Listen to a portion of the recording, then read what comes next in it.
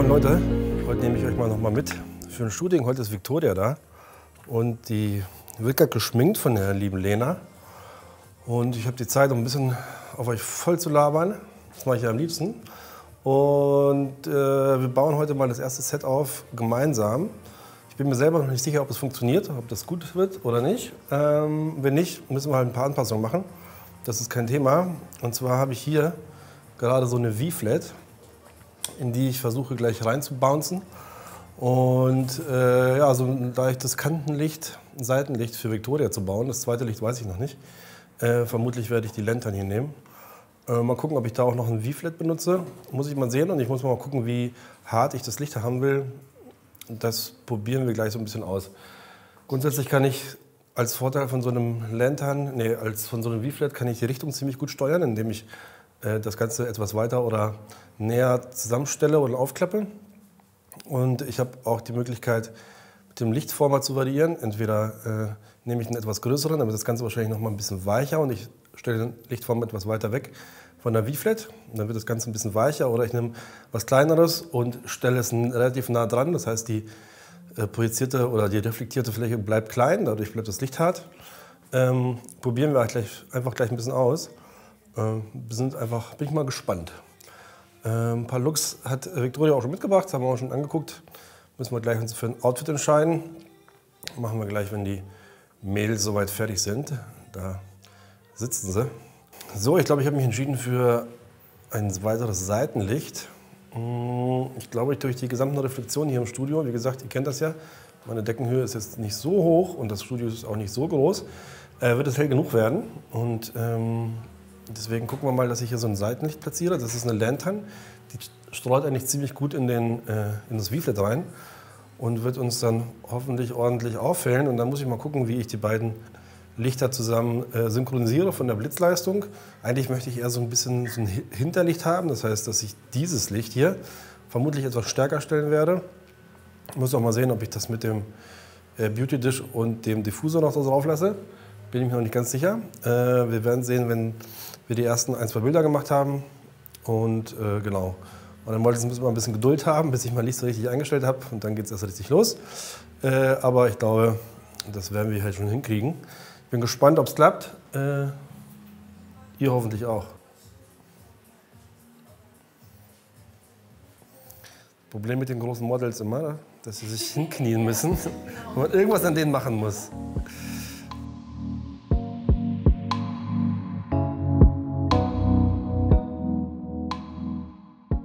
So, jetzt werden die ganzen Flyaways hier nochmal schön dran gebappt, damit ich nicht so viel Arbeit habe. Richtig, genau. Weil das gibt wirklich nichts Schlimmeres, als diese Flyaways zu retuschieren. Das ist echt der Tod. So, Victoria ist auch schon fertig. Vielen Dank, Lena, für das Schminken.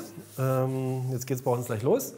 Genau, ich habe es ja eben schon mal gezeigt. Ich versuche jetzt mal mit so einem Seitenlicht zu arbeiten. Und dich, Victoria, würde ich mal bitten, 2, 3 Schritte nach vorne zu kommen. Noch.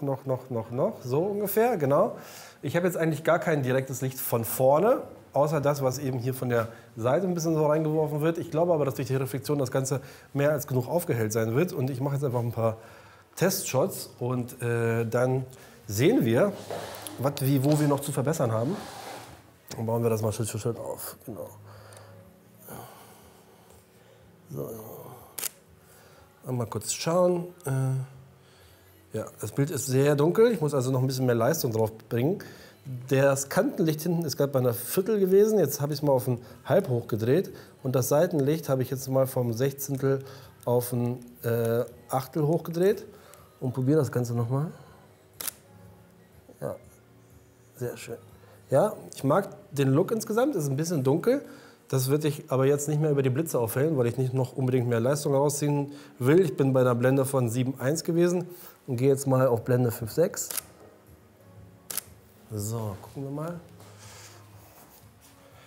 Ja, genau. Das ist so ein bisschen, was ich erreichen will. So ein bisschen matter, natürlicher Look mit so einem Kantenlicht hinten. Vielleicht mache ich das auch noch ein bisschen härter.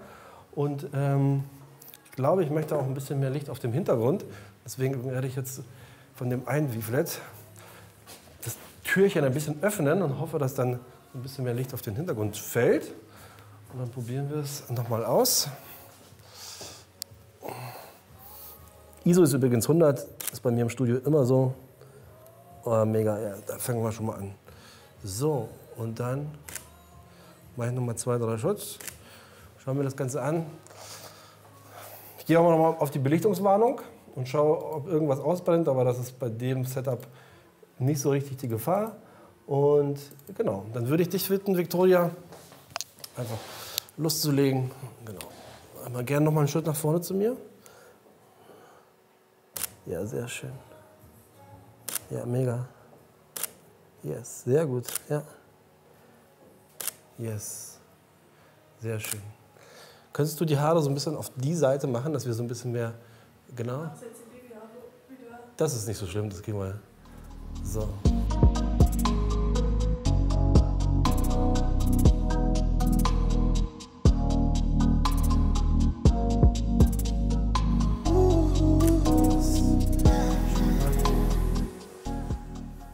Genau. Ihr seht, ich sage, ich blende es euch ein, so dieses Kantenlicht auf dem Kinn, das ist so ein bisschen, das, was ich ausprobieren will, so ein bisschen härteres Licht von der Seite und eine generelle Aufhellung von dem Seitenlicht. Das ist schon mal erstmal ganz gut. Ich würde dich mal bitten, das Jackett komplett anzuziehen. Dann bist du einfach ein bisschen Posing offener. Hier die Haare auf die Seite, oder? Kannst du erstmal so ungefähr so, genau so lassen. Ist okay so. Ja, ja, ganz normal. Ja. Ja. Ja, sehr schön. Ja, mega. Yes. Und jetzt würde ich dich mal bitten, immer so ein,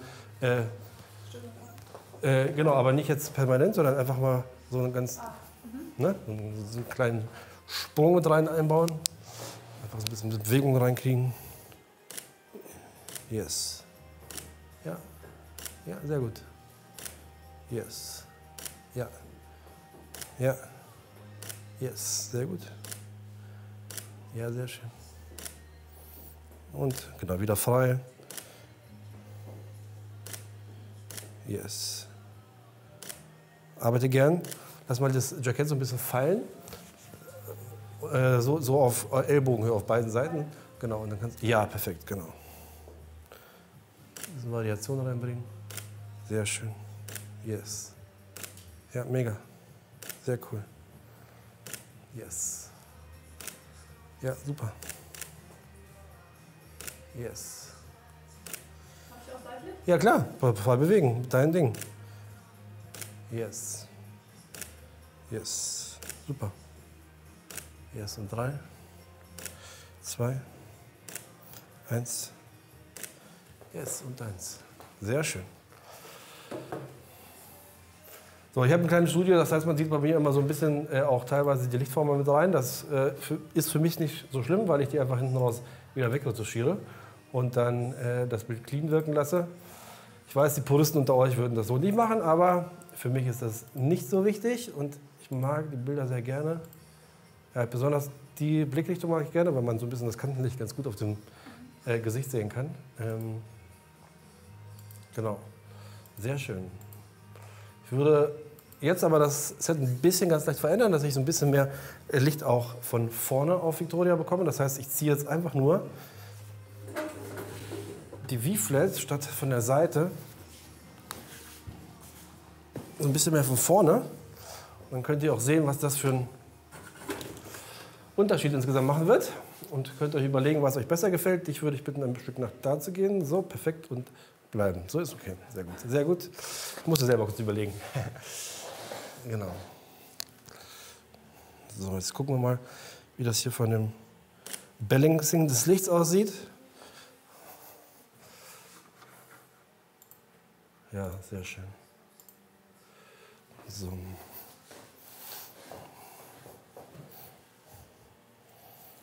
Ja, sehr schön. Mega. Yes. Falls ihr euch wundert, warum ich so ein bisschen aus der Hüfte schieße, Victoria ist ja schon sehr groß, aber ich finde, es wirkt einfach noch mal ein bisschen besser für das Model, wenn man nur nicht ganz von oben herabschießt, dann wirken sie noch größer und das ist, was wir ja wollen. Mega. Yes. Ich bin jetzt so ein bisschen mehr im Ganzkörperbereich. Yes. Ja, mega. Yes. Und 3, 2, 1 und 1. Ich würde dich mal bitten, dich hinzuhocken. Wir machen einfach so ein bisschen. Mit Bläser kannst du gleich ein bisschen variieren, wie du den anziehst und wie du wirfst. Das probieren wir gleich aus. Ich wollte noch mal zeigen, das ist auch der Schatten, den ich ganz gerne erreichen wollte. Blende ich euch noch mal ein im Bild. Genau, das ist gar nicht so wichtig. Genau. Ich finde das manchmal ganz cool, wenn das Licht so ein bisschen von hinten kommt und man so einen Schatten da auch mit reinbekommt. Das werden wir jetzt in der Hocke noch viel mehr sehen. Finde ich ganz cool. Der Schatten ist so mittelhart, würde ich sagen. Es ist nicht ganz klar abgegrenzt, aber auch nicht so, dass er sich komplett verläuft. Von daher, genau. Ich würde dich bitten, eher so seitlich zu mir zu gehen. Genau. Und dann, dass du ein bisschen so posen kannst. Genau. Und probieren, fangen wir erstmal an. Ich schaue mal, ob durch die Höhe sich vom Licht was verändert. Das sehen wir gleich. Ja, sehr gut. Jetzt check einmal, ob wir irgendwo ausbrennen.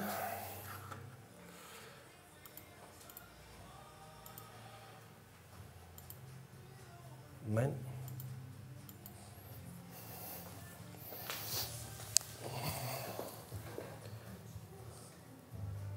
Yes. Mega, ja, schön.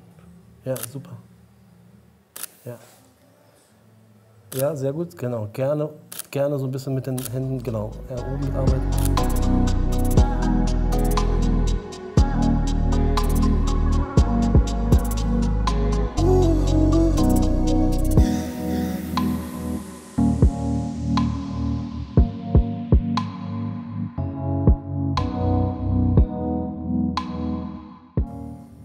3, 2, 1.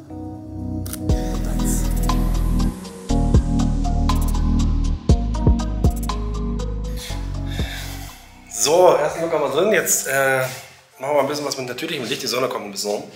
Und hier sind meine Fenster, dass ihr ein bisschen seht, wie das Ganze aussieht. Und Victoria wird gleich hier ein bisschen an der Wand arbeiten. Wir machen ein paar Available Light Bilder und bin gespannt. So, ich bin bei Blende 3.5, 320 und ISO 1600. Ihr wisst, ich mag nicht unter 320. Ich habe immer Angst, dass ich verwackel. Und einmal kurz Lichtcheck. Das ist sehr schön. Genau. Ja, sehr gut. Mega. Wie groß bist du? 1,78 mit den Schuhen, nicht 1,78. Also ich muss mich von meinen persönlichen 1,80 verabschieden, weil irgendwie bin ich immer kleiner als die Model. Und die sind alle nicht 1,80. Hä? Ja, ich dachte immer, ich wäre 1,80. Mega. Yes. Yes. Mega, ja, schön. Ja.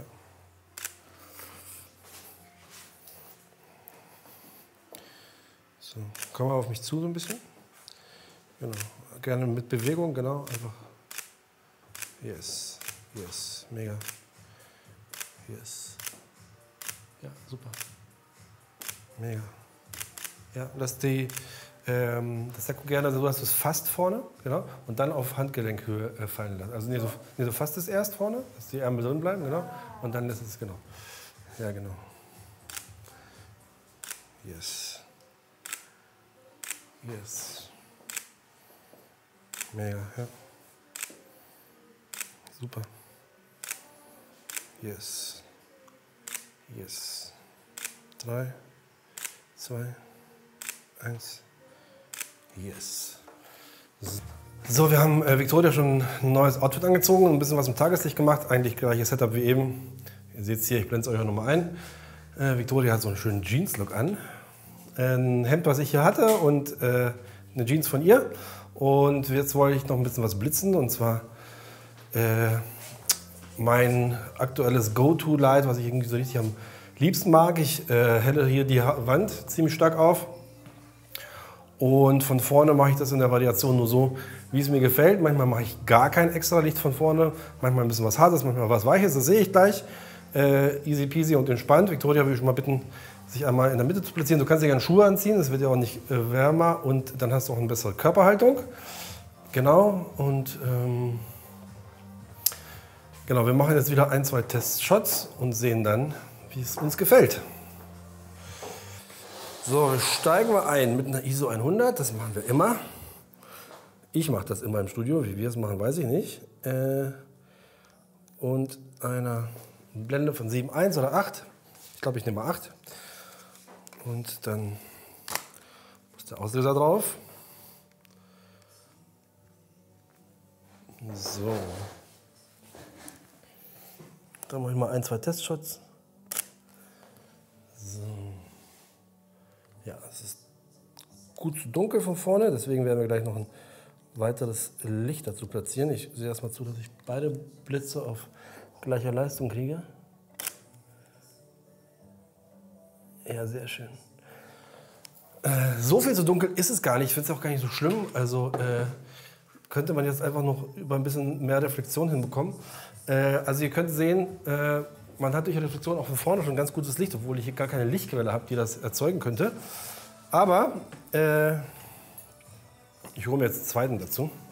Ne, einen dritten dazu. So.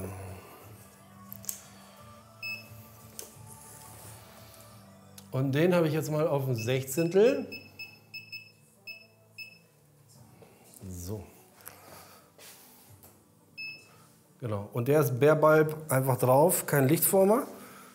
Bin gespannt. Seid's mit mir. Ja, da kommt nicht viel von an. Kommt gegen die Leistung nicht. Deswegen geben wir dem jetzt mal ordentlich drauf und geben dem mal ein Viertel.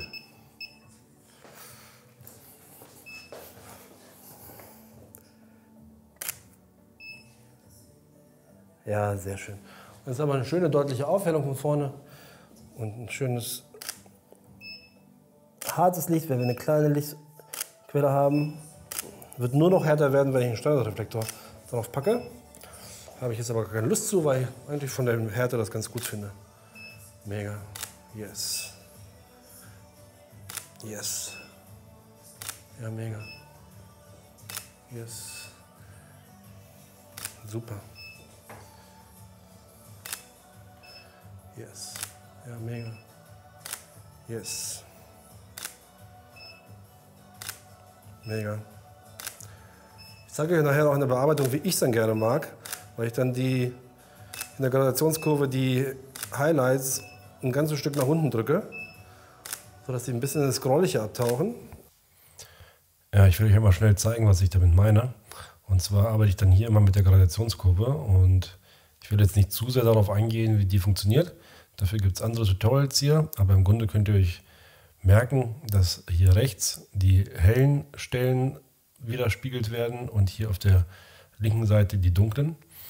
Und ich möchte jetzt erreichen, dass eben diese sehr hellen Stellen, auch so ein bisschen hier bei der Haut, nicht so, ja, ausfallen tun sie nicht, die sind nicht überbelichtet, aber etwas matter werden, dass das ganze Bild so ein bisschen im Hellen, ein bisschen gemutet, ein bisschen gedrückt wird. Und dafür fixiere ich mir einmal die Kurve hier an so 2 Punkten und ziehe hier eben oben rechts die ganz hellen Stellen ein bisschen runter. Und wenn ihr so ein bisschen vorher-nachher seht, hier ist, das Ganze ist hier weißlich und hier ist es dann so gräulich. Und das, was ihr am Ende macht, ist quasi die Weißtöne hier auf der Seite beschränken. Also auch der Hintergrund wird dann ein bisschen einheitlicher. Ihr seht, dass es hier zum Beispiel weiß ist, hier ein bisschen dunkler, wobei die beiden Stellen sich kaum noch unterscheiden. Und das gibt dem Ganzen so einen gemuteten Look. Das ist natürlich persönlicher Geschmack, müsst ihr gucken, wie es euch am besten gefällt. Ich mag es ganz gerne und spielt ein bisschen mit dem Regler rum. Ich finde, das gibt den Bildern immer noch ein bisschen was, ja, Editorial-mäßiges, was Cooles. Ich mag's. So, weiter geht's. Und vergesse ich zu erwähnen, ich habe auf dem Zoom, den ich benutze, habe ich so einen Mistfilter. Ich glaube, man sieht das gar nicht so richtig, aber das sorgt halt dafür, dass so die Kanten und so, dass die Highlights so ein bisschen, ja, nicht so so ein bisschen drüber blenden, so ein bisschen weicher gemacht werden. Mistfilter 1/4, den benutze ich eigentlich im Studio sehr häufig. Mega.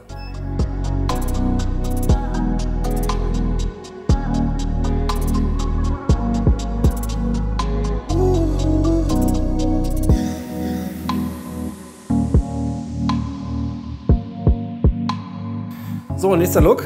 Wir sind schon fast am Ende des Shootings. Wir machen gleich noch einmal einen Sleek Look und shooten gerade ein weißes Hemd mit vor schwarzem Hintergrund. Und das Lichtsetup ist einfach mega easy, gar kein Lichtformer, sondern ich habe hier einfach den Blitz gegen die Decke gerichtet mit einem Standardreflektor oben drauf. Und das hilft dann dazu, dass das ein richtig schönes weiches Licht wird. Ich blende es euch mal ein oder zeige es auch euch mal. Mit einer leichten Richtung. Ihr könnt es natürlich auch etwas zentraler packen. Das ist dann eure Entscheidung, wie ihr das genau aufbauen wollt. Und je näher ihr das an die Decke packt, desto härter wird das Licht von oben, weil es eine kleinere Lichtquelle wird. Wenn ihr es ein bisschen tiefer packt, dann trifft es auf eine große weiße Fläche und macht eine große Lichtfläche draußen. Dann wird das Licht ein bisschen weicher. Genau. Wir shooten noch mal ein bisschen weiter. Mega, ja.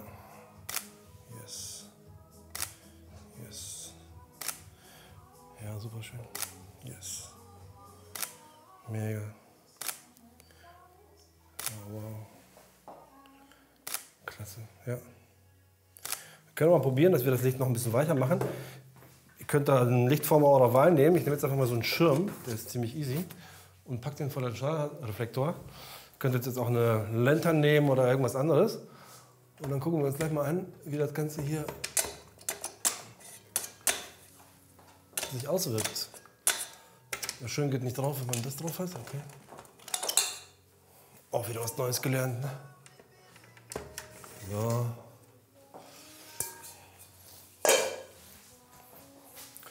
Vielleicht laber ich auch noch Scheiße, vielleicht sieht es gar nicht anders aus, aber ich meine, es müsste weicher werden. Gib mir mal Mühe. So. Ja, ich finde schon. Mega. Ja. Im Eifer des Gefechts passieren manchmal Fehler und so ist es auch hier gewesen. Ich möchte euch mal zeigen, was genau. Und zwar habe ich durch das Ändern des Lichts auf den Schirm das Licht nicht weicher gemacht, zumindest nicht im gesamten Bereich. Ich zeige euch das mal. Ich ziehe hier mal den Weißbereich und die Lichter nach unten und ihr seht, dass hier so eine Trennung auf dem Bild stattfindet. Und in dem unteren Bereich ist das Licht sehr hart, das können wir in dem hart abgegrenzten Schatten sehen. Und im oberen Bereich ist das Licht weich, weil wir überhaupt fast keine Schattenführung haben und wenn, dann sehr gleichmäßig. Hier im linken Bild, wo ich nur mit dem Standarddiffusor, Standardreflektor gearbeitet habe, kommt der Schattenwurf von der Decke. Das ist ein relativ weiches Licht, sieht ganz gut aus. Und wie ist das aber passiert? Das Ganze kam mit dem Abnehmen des Standardreflektors und ich habe den Schirm nicht weit genug nach unten gezogen. Und dadurch ist das Licht hier unter dem Schirm durchgesegelt und hat eben bei Victoria auf dem Hemd den harten Schatten geworfen, weil es keine Diffusion gab und die Lichtquelle klein geblieben ist. In dem oberen Bereich ist das Licht gebounced und durch den Schirm gegangen, damit ist es ziemlich weich geworden. Ja, das passiert manchmal im Eifer des Gefechts, ist ein bisschen ärgerlich, aber zum Glück hatten wir mehrere Versionen des Lichts, sodass ich dennoch ein paar Bilder habe. So ist es manchmal, weiter geht's. Ja, sehr cool. Wow, ja. Yes. Ja, wow. Sehr schön.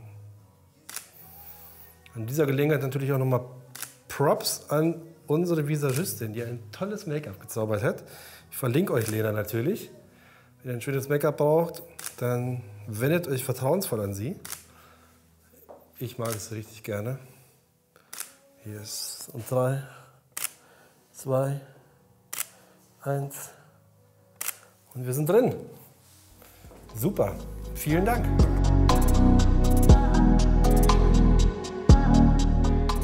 So, ich glaube, fast letzter Look für heute. Mal gucken. Wir machen jetzt bei Victoria die Haare nass, damit wir so einen Sleek-Look hinbekommen. Das macht die liebe Lena. Da draußen sind sie schon. Und ich habe hier richtig cooles direktes Sonnenlicht. Das Problem ist, dass es sehr, sehr stark ist und in den hellen Stellen total ausbrennen würde. Und in den dunklen Stellen viel zu dunkel wäre. Und das habe ich mir überlegt und das habe ich tatsächlich noch nie gemacht. Mal gucken, wie gut das funktioniert. Ich habe mir jetzt einfach hier noch so einen Schirm, den ich eben auch benutzt habe, als Reflexion gegen die Decke gebounced, um den gesamten Raum aufzuhellen. Und habe das eben schon mal so ein bisschen trocken probiert. Und da bin ich jetzt aktuell bei einer halben Leistung. Vielleicht muss ich sogar ein bisschen mehr nehmen. Also direktes Sonnenlicht wegzuknallen mit einem 400 Watt Blitz ist schon gar nicht so ohne. Ich habe erst gedacht, naja, ich brauche gar nicht so viel, das wird schon funktionieren, aber nee. Bin Bin mal gespannt, wie das ist und ich möchte das aber unbedingt nutzen, weil dieses Licht auch wirklich cooles Muster wirft. Das sind halt von diesen 2 Fenstern und das ist mega schön. Ich bin gespannt, wie gut es funktioniert. Victoria sitzt schon draußen und wird nass gemacht. Da, sie hat ihr Kleid schon an. Mega, wir gucken mal. Bin gespannt. Lasst mich bei der Gelegenheit übrigens auch mal wissen, wie ihr das findet, wenn ich euch so mitnehme direkt beim Shooting und mehrere Looks zeige, wie wir das Ganze planen und aufbauen und wie ich die Sets auch aufbaue und nicht nur hinten raus erkläre. Würde mich echt interessieren. Ja, bin gespannt auf eure Meinung. So, ich sehe gar nichts. Da. Die Haare werden das gemacht. Das ist übrigens eins meiner Lieblingsstylings. So sleeky Haare nach hinten. Das kriegst du auch selber hin, ne? Deswegen magst du es. Nee, das kriege ich ehrlich gesagt auch nicht so gut hin, aber ich mag das ganz gern. Den filme ich eigentlich gerade. Doch, Victoria. Sehr gut. Ja, kannst du machen. Oh, machen wir gleich. Genau, einfach. Versuch mal, geh mal an die Wand ein bisschen mehr, dass wir so ein bisschen. Kannst du genau. Ja, sehr gerne.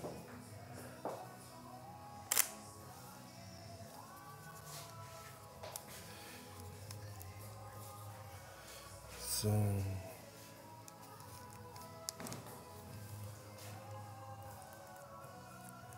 Geht gleich los. Ein bisschen was einstellen hier.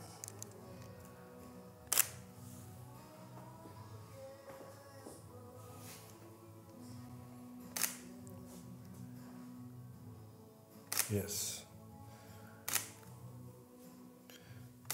Yes.